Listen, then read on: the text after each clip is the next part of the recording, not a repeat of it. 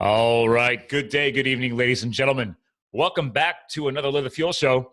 This is a special episode, our 250th episode here in February 2019.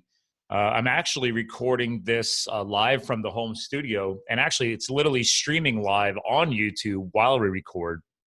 So the YouTube people, you guys might not be able to get the amazing audio that I have here with the home studio, but stay tuned. Once this episode goes live, I'll be posting a second video, which I'm recording on Zoom as we speak. So we're literally recording audio right now, recording video on the Zoom.us webinar platform, and we're recording live on YouTube for the YouTube world. So anyway, guys, without further ado, this is a special episode since it's my 250th, since launching this show September 2016. So, or is it 17 now? I can't even keep up. We're almost 2.5 years old. And again, traditionally, most of our podcasts we air are with guest co-hosts.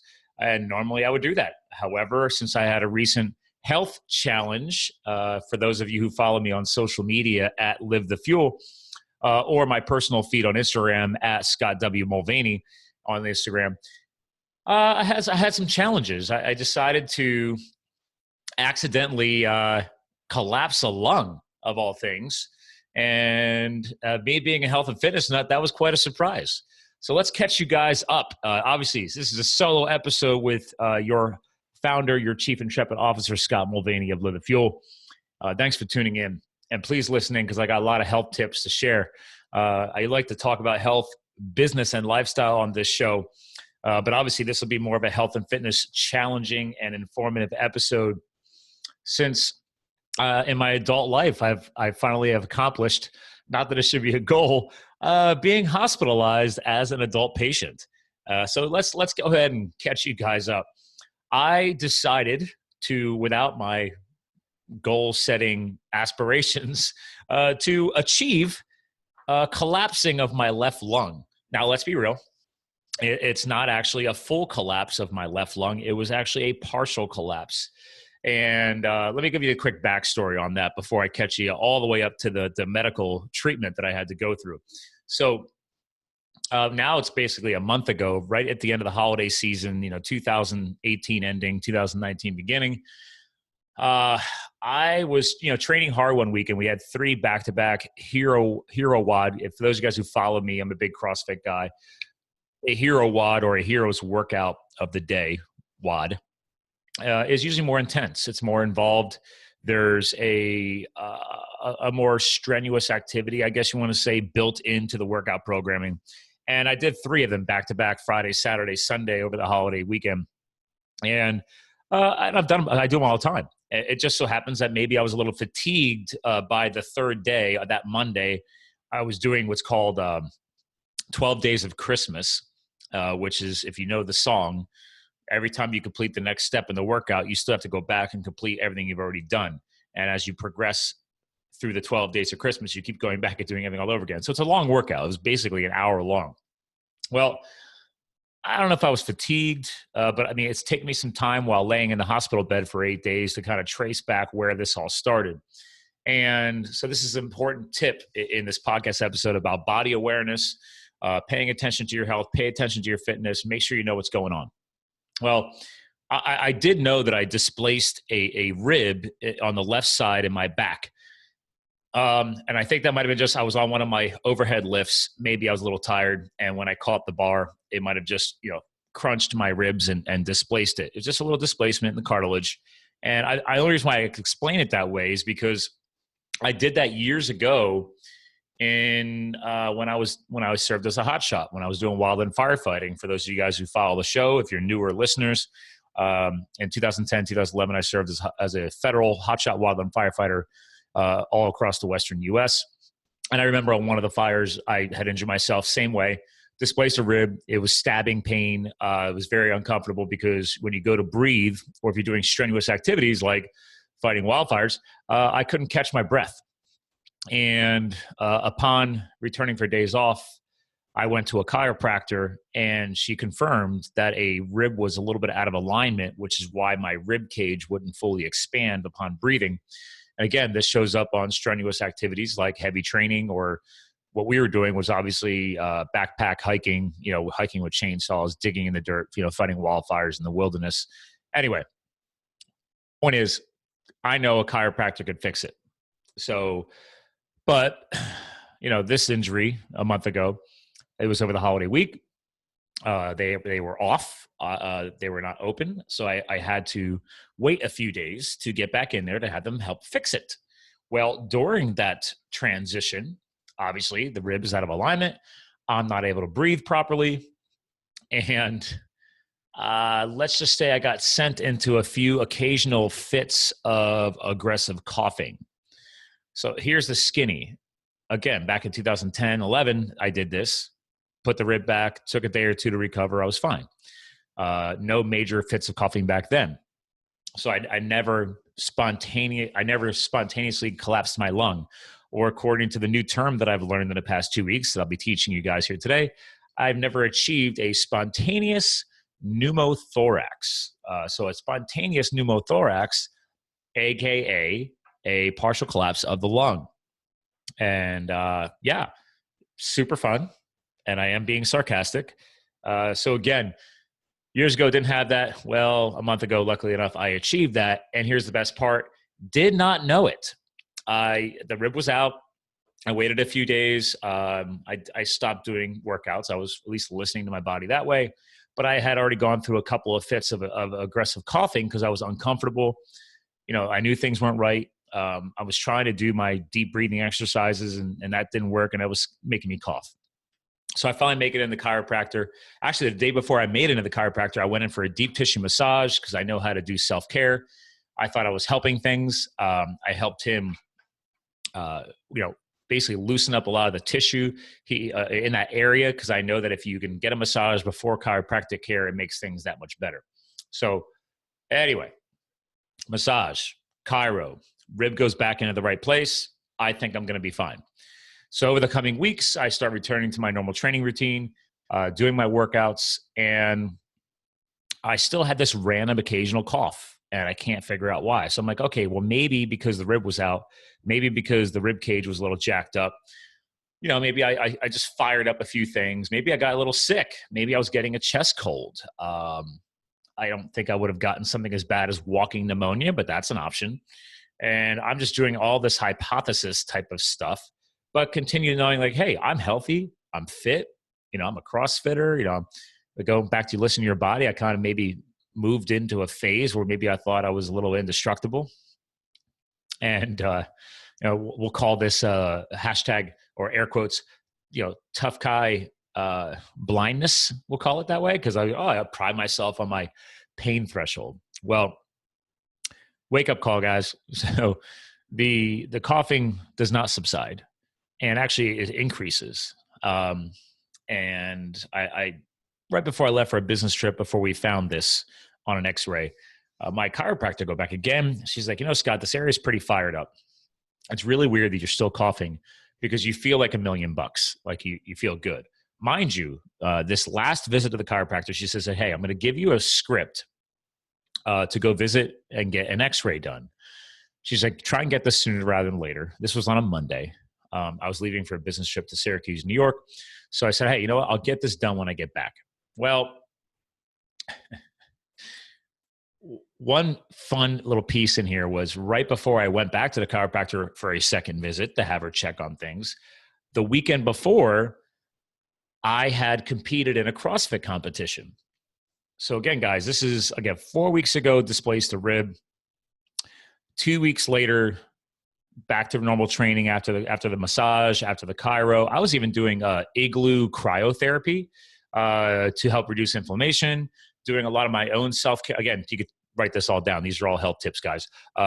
These are things that I've had to self-learn, and they work for me. But I also am obsessed with bone broth. I'm making my own bone broth. I'm buying bone broth. I'm drinking it like a tea, like I always do. There's a lot of anti-inflammatory benefits to that. Just like eating ginger or, turmeric, depending on where you're from, you might pronounce it turmeric. And so I'm doing all the stuff. I think I'm good. because I got this CrossFit competition coming up, which, mind you, I didn't really like fully train for, but I got thrown in the last few weeks because the gym I train at, SYR CrossFit now in town, shout out to Rob Eschbach, the owner, and the whole SYR army over there. Again, historically, if you're a newer listener, I'm a CFL1 CrossFit trainer too. I don't train full-time anymore, but I'll drop in, cover classes at the gym I used to train at. Shout out to CrossFit Adoration in the next city next door here in Bethlehem, Pennsylvania, to Corley and Jen and the whole Adoration Nation there. So again, I'm still doing my thing, guys. Like, I think I'm good. I got this random cough. I think it's just like a little sick fit. I'll get through this. I don't get sick. So anyway, so 2 weeks before the surgery, which we'll get to, again, 2 weeks after the rib little thing, I think I'm good. I do the CrossFit comp. Well, I couldn't figure out that day why I could not recover from workout transition to workout transition. These were 3-man teams and 3 female teams. So basically 3 people per team, men against men, women against women, different age groups. I think I'm doing great, for the fact that I got this weird sick thing, little occasional cough. There's 4 workouts that day, and you average about 30 minutes to 60 minutes of a break in between. So I'm doing everything I can to maximize my recovery, get my breath back, all of that. Well, we finished the comp. Luckily, we didn't have a ton of competitors. Our team actually came in 3rd. But the very last workout, the second workout, I think, had jump ropes involved. And again, here's your tip, guys, listening to your body. For the first time in my life, I'm jumping rope while my teammates are holding I think this was the workout where they're holding a partner deadlift. So 2 men or 2 women lift the bar and they have to hold it. While they're holding it, I'm ripping out jump rope and 150 singles. And there's multiple rounds through. So at the end of that workout, I remember during the workout, I'm like, dude, I'm fast on the rope, but I'm a little gassed at the end of it. And I made a joke. I was like, dude, it was weird, man. I'm jumping rope and I feel something shaking in my chest. So I was like, man, was that mucus? Do I have like a mucus buildup? Am I actually getting the chest cold that I thought about? And then I made a joke. I was like, it was so weird. It felt almost like my lung was shaking inside of my chest, like moving up and down, because I've never felt this before. But right then and there, my self-awareness, knowing my body, I actually made the correct guess, but joked about it and moved on. So by the 4th workout that day, I'm gassing. This last workout, each of your teammates rotate through. You got to you got to jump down, and if guys know what burpees are, you drop and do a burpee, jump over top of a rowing machine, drop and do a burpee again, and you keep going back and forth. And I'm actually normally pretty good at this, so I go all out. It's the last workout. So I'm ripping it. I'm faster than one of my teammates. My other teammate is pretty much with me. We're trucking. We're trying to shave time off the clock. So you do 12 burpees over the rower, stop, finish those 12, jump onto the rower, and then you rip out 12 calories on the rower, 12 pulls enough energy through the rower to count 12 calories worth on the rowing machine screen, jump off. There's a 35-pound dumbbell there, and then you do 12 alternating snatches. So you're full snatch to full extension overhead, 1, drop, touch the ground, switch hands, 2, hit your 12 through, tag your teammate in, they go into the same rotation. So we're ripping through these, like 3 rounds. By the last round, I'm the closer. Again, guys, dude, after 4 workouts a day, I'm gassed. I don't understand what's going on. I'm getting lightheaded. I finished this sucker, and I'm just done. I'm laying on the floor. I lift my arm on my head. I'm like, what is going on? I can't breathe right. This is messed up. Again, still assuming that maybe I'm just getting sick.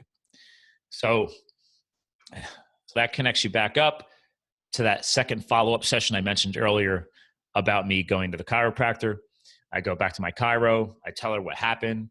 And she's like, yeah, that's impressive that you're sick or you got a chest cold thing going on and you're still able to compete. Good job. I've competed in comps before. She's worked on me before and after comps before.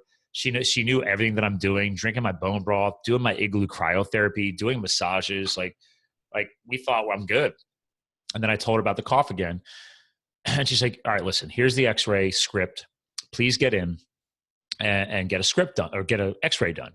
And I was like, I can get this done faster. I always make a joke because my fiance is an equine horse veterinary doctor. And she owns a portable x-ray machine that they take out to the farms to x-ray animals. And we've actually used it on each other if we ever needed an x-ray.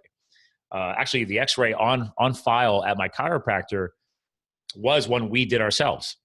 And she's like, no, this time I want you to do it, with a human facility, using a human radiologist that's actually going to analyze your scan. I want to make sure there's no problems. Okay, so that's that Monday. I could have tried to squeeze in a visit. I said, nah, I got to head to Syracuse. I'm good. Again, my energy levels are fine. Other than this random cough, I think I'm good. A random occasional shortness of breath. Come back that Friday. And I'm zipping in and out of meetings all day. I'm visiting my client. And she's like, hey, have you gone and gotten your x-ray yet? I'm like, no. I was like, you know what? Here's the best part. Shout out to Dr. Megan Cannon, sports psychologist. She's a regular co-host on this show.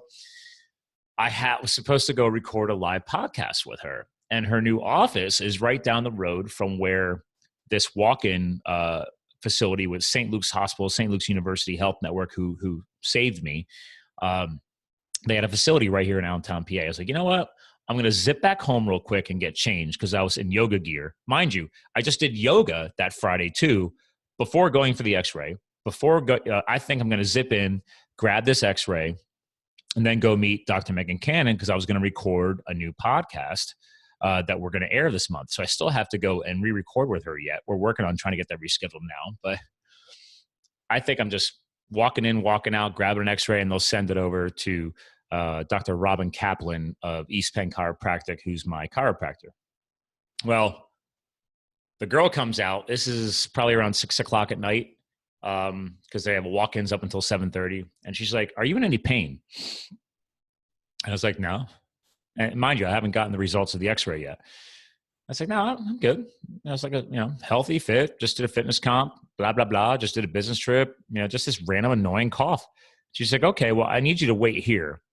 I'm waiting for one of our physician assistants to get cleared up, and he's going to come out and go over your x-ray with you. I'm like, okay, whatever. I'm like, whatever. She's like, I need you to sit in this room. Well, I'm an on-the-go kind of guy. I'm not sitting in the room. I get up. I'm walking around the hallway. So I go back. I sit back down, and the guy comes in. And I actually know this dude. So I was like, oh, wait a minute. Like, he's from the same CrossFit gym that the competition was at. His wife has actually competed on the same team with my fiance in past competitions. Anyway, I'm like, yo, dude, what's up? Like, I give him a pound, and he just has a serious look on his face. He's like, all right, Scott, what's been going on? He's like, I got your x-ray results, but did I hear right that this has been going on for a few weeks? I'm like, yeah. And he's like, dude, didn't you just compete in our Granite Games Throwdown? That's the name of the competition we did. I was like, yeah, last Saturday. He's like, man, dude, you're in a severe situation. And I said, okay, what do you mean about a severe situation? And he says, you have a spontaneous pneumothorax. And I'm like, oh, okay. And that is? He's like, you have a partially collapsed lung. He's like, how long has this been going on? I'm like, I don't know, over 3 weeks. He's like, and you competed with this? And I said, I guess. He's like, man, come with me. So we go back into the x-ray office attached to the x-ray room, and they got the scans up on the screen, and he shows me, and he's like, dude, look at this. He's like, here's your right lung. Here's how it's supposed to normally look. You see like white fibrous tissue on the black and white x-ray. It's all kind of dense and overlaid. He's like, here's your left side. He's like, you see this black area above your lung? I'm like, yeah. He's like, you see the black area below your lung? I said, yeah. He's like, that's air. He's like, you have a significant collapse of your lung.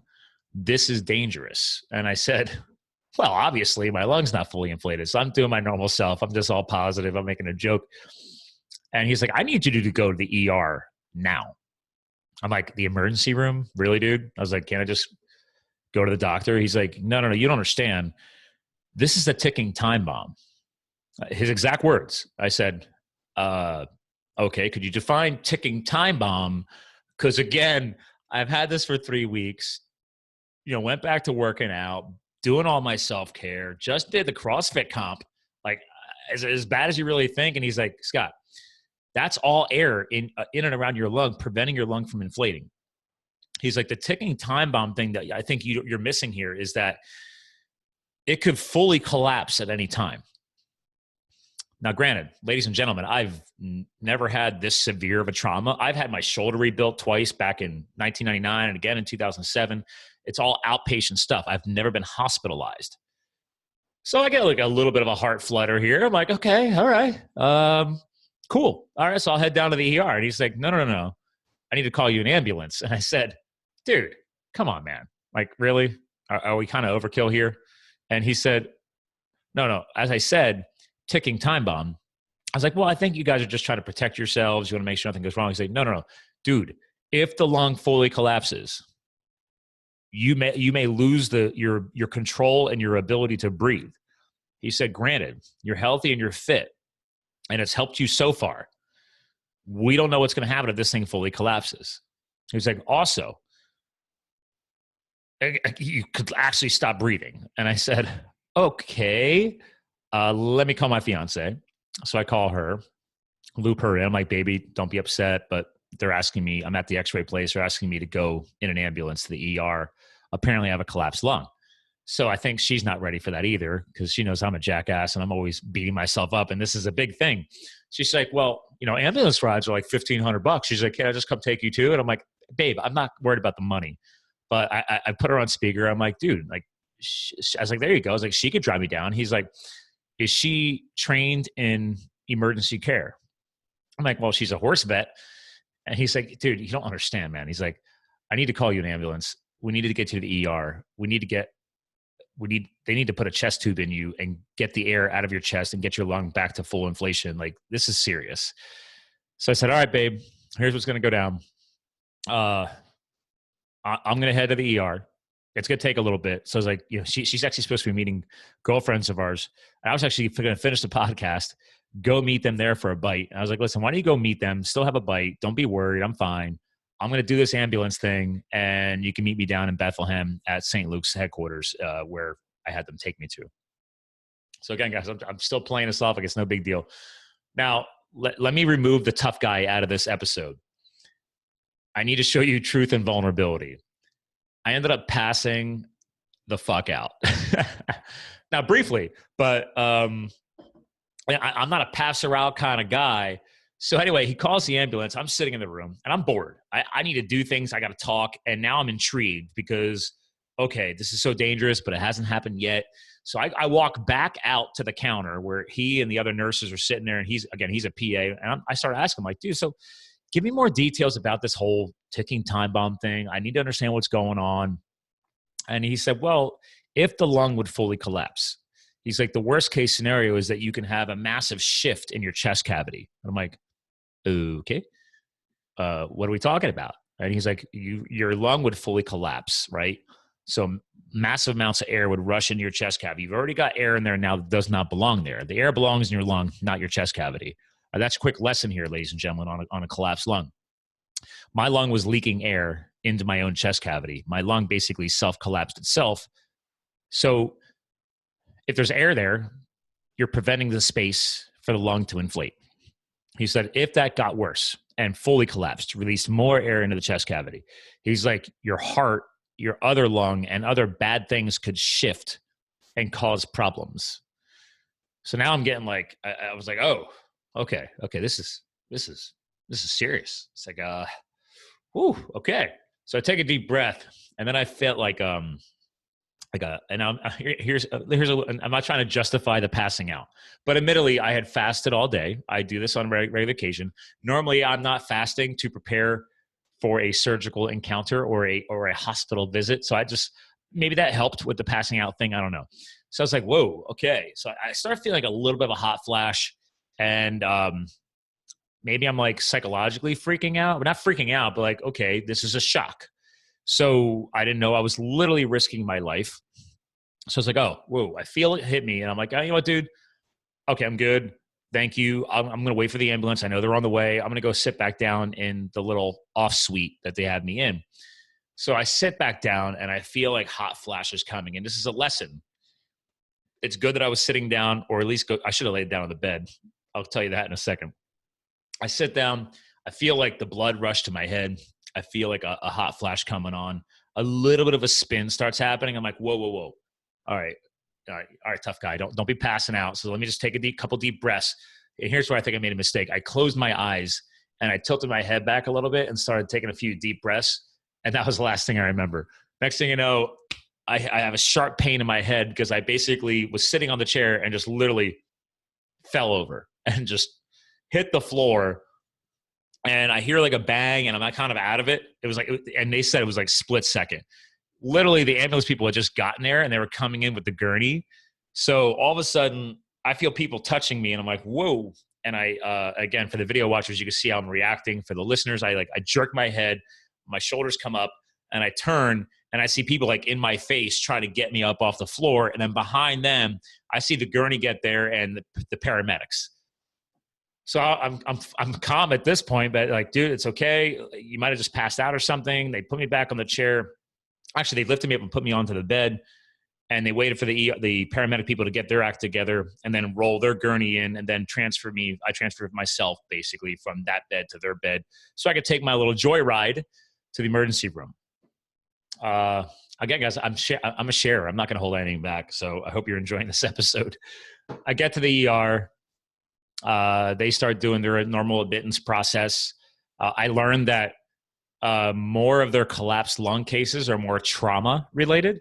That's when I learned the definition behind spontaneous pneumothorax versus a traumatic pneumothorax. Traumatic pneumothorax is, mind you, according to my first x-ray that night, they noted I had a 35% collapse of my left lung. I could have sworn he said only 20, but then I read the stuff on the website later. I have a special access into the back of my account, and it ended up being that. So it's like, oh, lovely. Anyway, they prep me. Kristen gets there after dinner. We're hanging out, and like, okay, we have to prepare you we have to get a chest tube in you. They got me on air and all this crap. And they basically take a long needle, stick it down into my spine and try and you put a nerve blocker in. Because then they have to inject basically nerve killer or painkiller in the general area where they're about to slice into the side wall of my chest. Sorry, I'm going to prevent graphic, but long story short, there's a surgeon there in the ER, or the ER guy. And then there's like, this is a teaching hospital. I feel like I'm on ER. There's this younger doctor who's like a resident learning from that guy. And he's teaching him a brand new procedure that he's never done before. And they're doing all this and cutting into my chest wall to jam a plastic tube into my chest, which then is hooked up to a piece of equipment that sucks the air out. And then I get these stabbing pains, which are basically my lung restoring to full inflation. And the lung is basically hitting the side of my chest wall. So much fun. Fast forward, we give it a few days. We learn that it's probably as a result of a bleb. So that's the lesson of this episode, ladies and gentlemen. If you are a tall, like myself, I'm 6'4", lean and athletic endurance athlete, this usually sees this in runners, you could develop from convulsive coughing in your long thoracic region, your upper body, what's called a bleb. Basically, convulsive coughing could lead to you popping an alveoli, which is one of your air sacs in your lungs.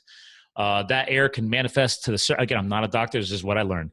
The air manifests to the surface level of your lung and creates a blister. The blister is called a bleb. If that blister pops, that releases air into your chest cavity because the blister is on the surface of your lung. Joy. So we're trying to get these blebs to heal. They don't heal. That's 2-3 days of trying to get them to heal. I'm on this the whole time, chest tubes in. Finally, they're like, listen, every time we take you off, or they pinch off the chest tube and we do an update on x-ray, we're finding air again. It's not healing. If it did heal, you still would have had a 15 to 25% chance of a reoccurrence in your lifetime, especially in the next year. The procedure is a surgery. It's invasive, but we can get in there, jam a camera up into your chest wall, try and find the blebs. We slice them off, and then we scour the surface of your lung and scour the surface of your chest wall, which inflames them and pisses them off. And when we reinflate the lung after the surgery, the inflammation adheres to itself. So that's what we opted to go for. Surgery was on Wednesday last week. As I'm recording this on Saturday, February 2nd, 2019. Surgery was Wednesday. They jam a new chest tube back in to help the healing process. I got to enjoy with a breathing tube. Not cool. Next 24 hours, rough throat, scratchy, thirsty as hell, once they take that thing out. So Thursday was so much fun. And then Friday, another recovery day. They decided to keep me another day till Saturday. They approved me after a 5:30 a.m. x-ray Saturday morning. They approved me to get cleared to remove the chest tube. They think everything's looking good. Chest tube finally comes out. We do an update on x-ray in the next couple of hours. No air around the lung. We're looking good. And they discharge me. So 8 days in the hospital, ladies and gentlemen. A spontaneous pneumothorax, 35% lung collapse. And to sum up the whole stay, I'll put this in the show notes. Hospital food sucks. I had my fiance using our crock pot, slow cooking grass-fed beef that I have flash frozen in the freezer because I buy a quarter of a cow every year now. I want nutrient-dense proteins, healthy fats. She's bringing my healthy snack nuts like Pilly Nuts from eatpillynuts.com. All this stuff is on my affiliate section of my website for livethefuel.com. I got her bringing my nutritional shakes in. I'm hitting my vitamin regimen. They tried giving me crappy Centrum along with drugs. I declined it. Told the doctor she needed to approve my vitamin regimen. They did. So don't be afraid to ask. I did eat the hospital food, but it took some work. They tried serving me things like stuffed shells and French toast. And I'm like, dude, I'm here to heal and recover and get out healthy. I do not need inflammatory foods. I'm not here to make me feel like, ooh, I'm going to give you dessert for breakfast. Sorry, guys. French toast is death. Okay. Stuffed shells is death. There's zero nutritional value in any of that stuff. Okay. Focus what you put in, what you fuel your body is what you get out. I told them eggs and bacon every morning. If you bring me lunch and dinner, it is a clean protein, no sauces. So if I can get a hold of beef, which was hard, great. I'm going with the chicken. And then I got my fiance bringing my stuff in. I got bone broth rolling in. I got photos. It's all on Instagram, guys. Like you can see this all at Live the Fuel. You can see it at Scott W. Mulvaney is my screen name, my personal feed. I'm actually going to throw a quick screen share here for the video that I'm recording on my Zoom webinar. It's not obviously live on the YouTube here, but there's pictures of me on here. There's like literally, I'm not kidding, guys. There's shots of me in the hospital bed. Again, I'm going to screen share this one again. That's literally me coming out of surgery. The chest tubes suck. But that's stuff on the Live the Fuel feed. Okay. All of this stuff is public. I did not hide anything. It's on Facebook. It's on Instagram. Mr. Health and Fitness Junkie can get taken out. Okay. I am still human. And I do feel a little bit like a jackass, but thank God, I don't rip on the medical profession. Okay. This was time to have an MD help me. I brag on the show that I know more about nutrition than most doctors. I proved it this past week in the hospital from what they were trying to give me. It's atrocious. So, but don't be afraid to institute your own self-care, your own self-education. Here's a shot. I got them to finally get me double eggs and double bacon. So I didn't know you can actually order double up. I'm rocking my coffee mug here in the photo is actually full of bone broth, thanks to my loving fiance. Shout out to Dr. Kristen Fenstemacher, my lovely future wife.